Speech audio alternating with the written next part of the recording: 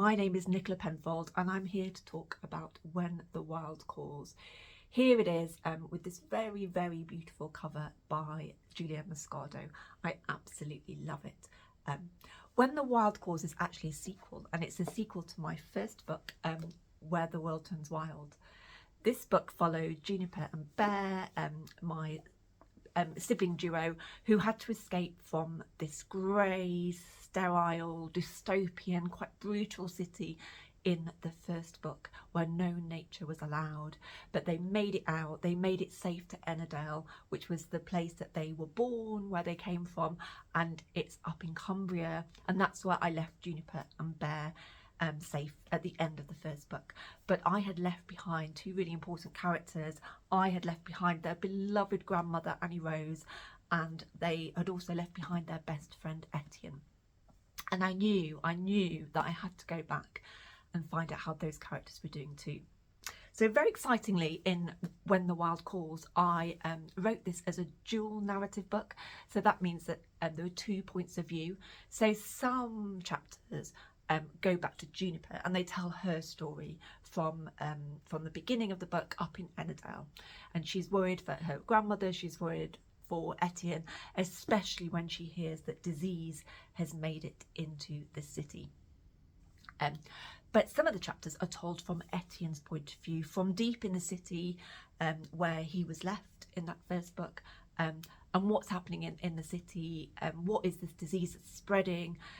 And disease isn't the only thing that's spreading, because a rebellion is spreading too, an uprising against the President Steele, who has such an iron grip over the city. And Etienne is really keen to involve himself in that uprising. I'm going to read you a little bit of the first chapter, and this is one of Juniper's chapters. So here we go. The journey winds through me, twisted and turned like a difficult second spine. I dream of our glass house, impossibly beautiful, on the south edge of the city, just before you reach the buffer zone. A dome of light and green in the dark cage that's Portia Steele's dominion, our home for all those years, Bear's and mine. There's a figure moving through the pots and shadows, Annie Rose, our grandmother. She's older now. Only a few months have passed, but she misses us. She misses us so much it stooped her shoulders and slowed her walk. We'll find a way back to you, I want to shout through the glass, but something stops me. I'm terrified of going back to that place. There's a rapping on our door and I'm pulled from my sleep. I glance at the empty bed opposite. Bear's already slipped away.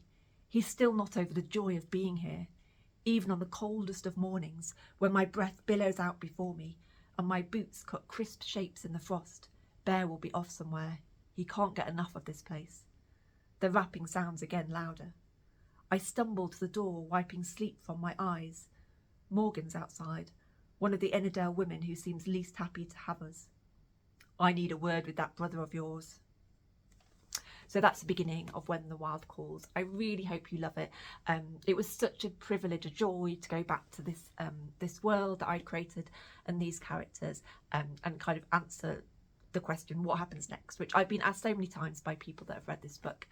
So finally, you get to find out. And I got to find out as I wrote this book, and it was a real journey of discovery for me too, and a chance to look at urban environments too, and rewilding our urban environments, which is equally as important as protecting our wild spaces out in the countryside. So it was, yeah, it's packed full of nature and hope, and yeah, just a return to these characters that I love so much. So I really, really hope you enjoy it.